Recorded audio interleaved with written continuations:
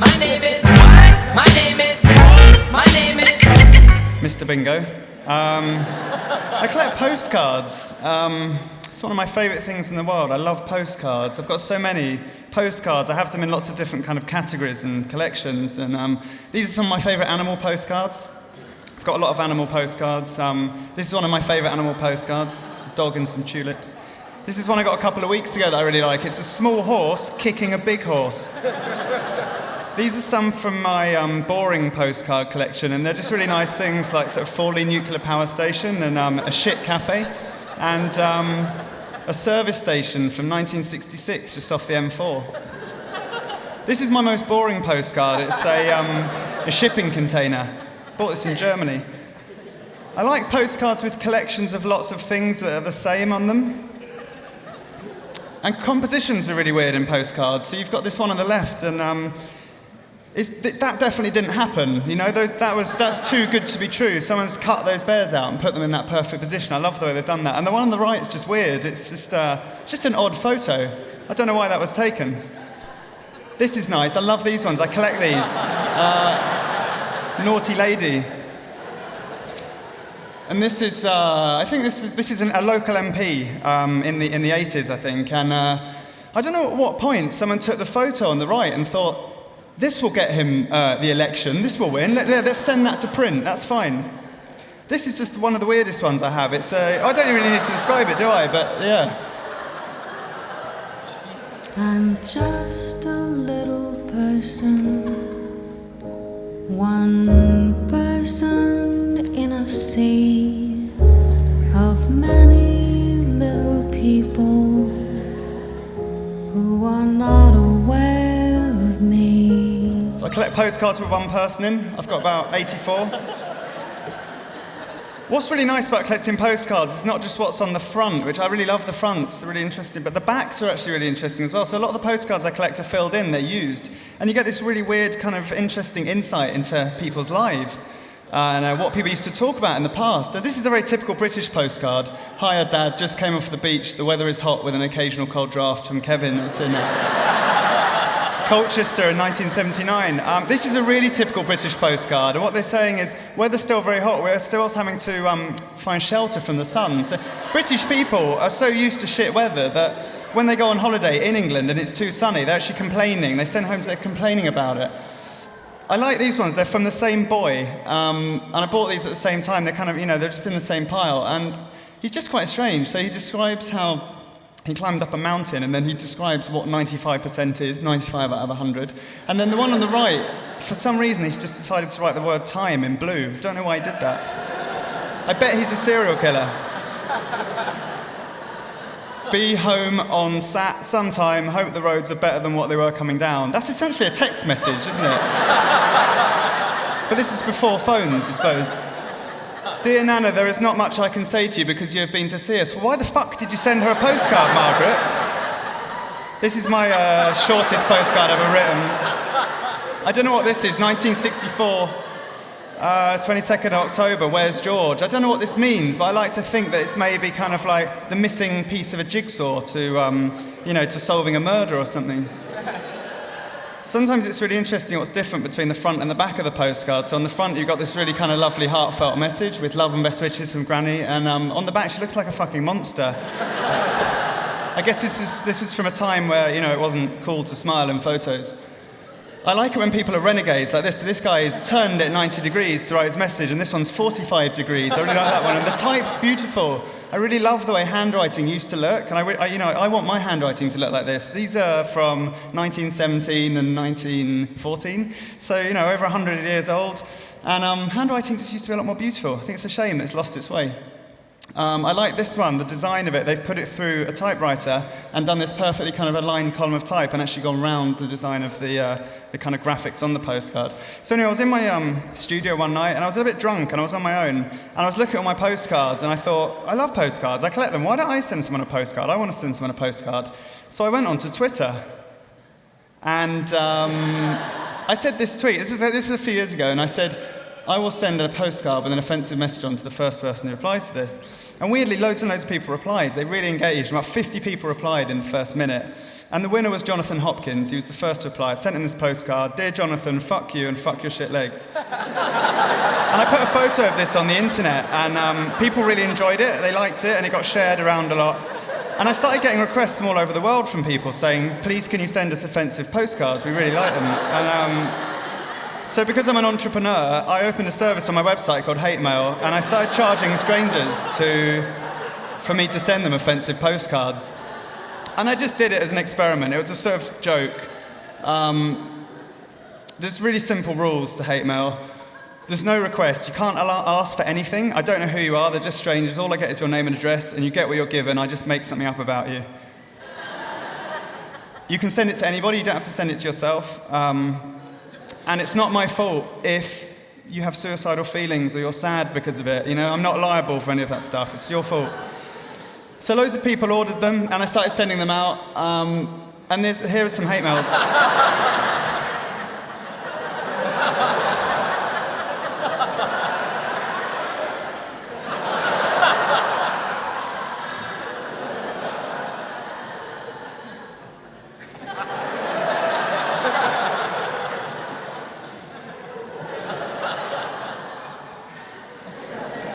I really like interacting with audiences, with art, you know, like I love Twitter and interacting with them. Like, for example, this girl sent me a tweet. I think she's an amateur model, and she sent me a tweet a few years ago and said, if Mr. Bingo did a portrait of me, it would make my year. So I sent her that.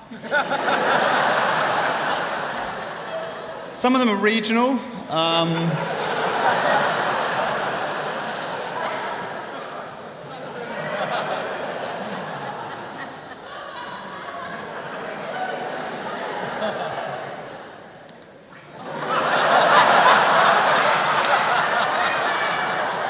Sometimes couples order them, and you have to incorporate both of them in the message.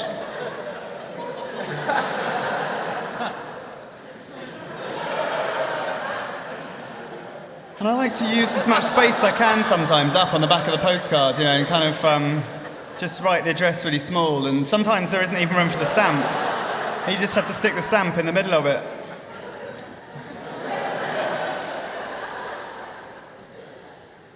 A lot of them are about the internet and sort of modern culture, you know.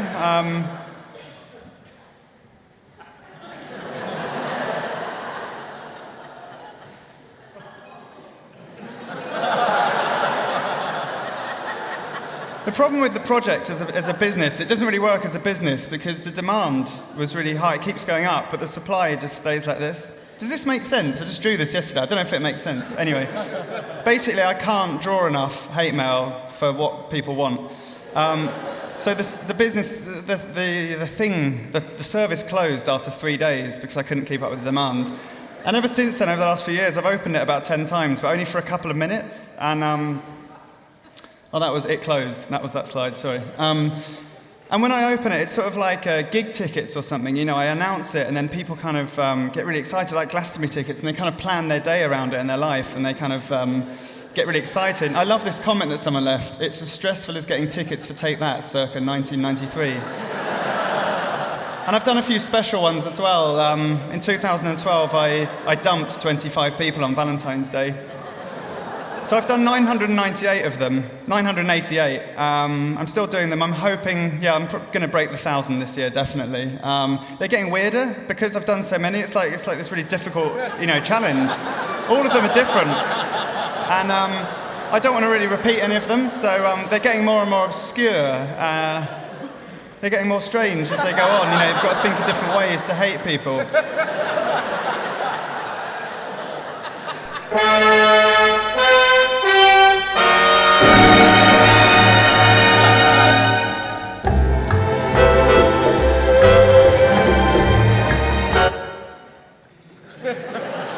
Objects are telling people to fuck off. Talking stapler. And you speak to people and they say, why are you doing this? What's wrong with you? Are you evil? Are you bad? Did you have a difficult childhood? I say, no, it's just comedy. It's just fun. It's a joke.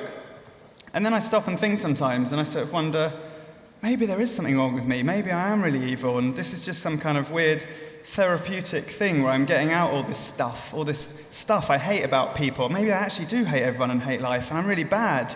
And I started looking at all the hate mails, thinking about this, and I thought, actually, I am disappointed in most people I ever meet. And I do fucking hate it when people talk into their phones like that. Why do they do that? I hate it when grown-up adults go to work on those. I hate guys like this. I hate weddings. I hate white people. You know that mate that you've got that bored the shit out of everyone on Wednesday night? You can't tell them, you can't tell anyone, but it's just your secret, and I get this stuff out and send it to strangers. It's therapy. I hate Facebook. You know, this is kind of like the majority of my life. No one's going to talk to me afterwards now. Does anyone else here have a sort of like silent Tourette's? I call it silent Tourette's, and it's this thing where I don't actually have Tourette's. I don't shout anything out, but you know, I look at people all the time and I sort of think, you fucking cunt. But I don't say it. Like, everyone has that, right?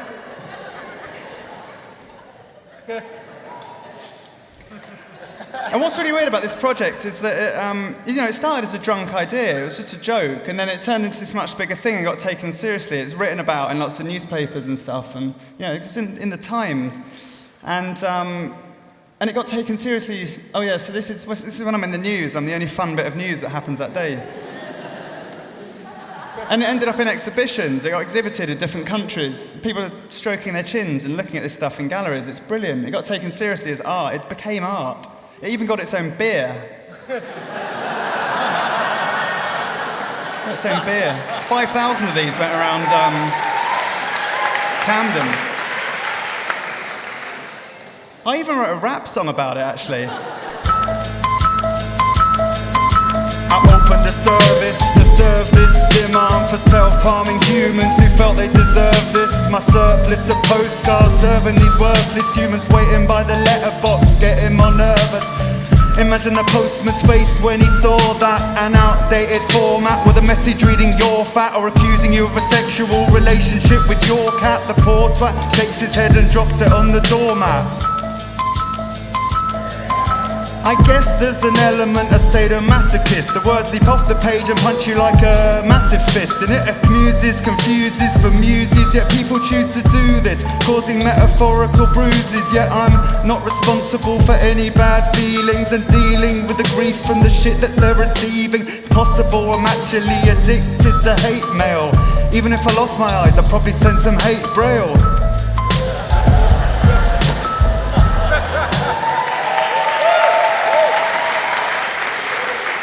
I don't understand why there's so many photos on the internet of children with cats, and the cat's always sad and the child's always happy. Have you noticed this? The children are always happy, the cat's always sad. There's so many of these pictures. It's got to stop. There's too many of them. Happy children, sad cats. Sad cats. He doesn't love her.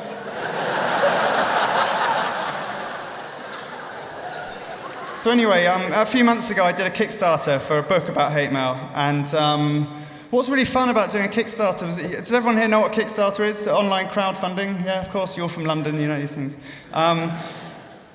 So what was really fun about doing Kickstarter was I got to do really interesting rewards, and I started playing around with this kind of interacting with people, and everyone's kind of sick, the people that are into this stuff, and they want to be told to fuck off in lots of different ways. So I had to come up with kind of different ingenious ways to tell strangers to fuck off. So one of the rewards was get told to fuck off on the internet. 307 people bought this.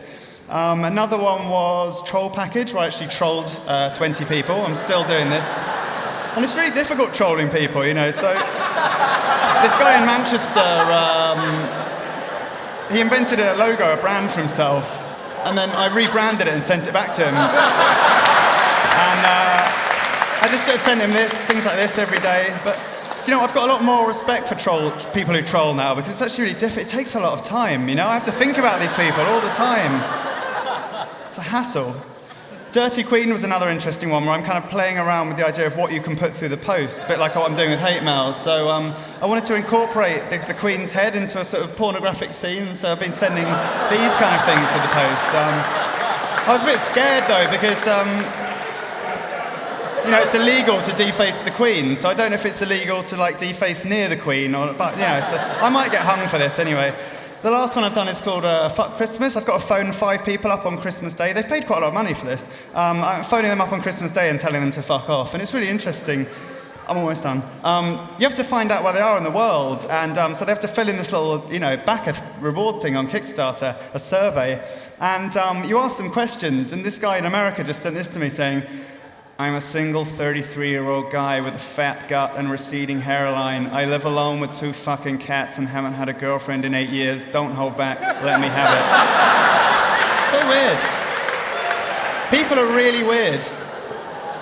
Anyway, what's next? People always want to know what's next. What's the next big thing you're doing? This is my idea. And I don't know, to be honest. Hate Mail's going to kind of finish and wrap up on Christmas Day when I finish telling these people to fuck off. And I'm going to wake up in January. I don't know what I'm doing. I haven't really got any plans. I quite like that, though.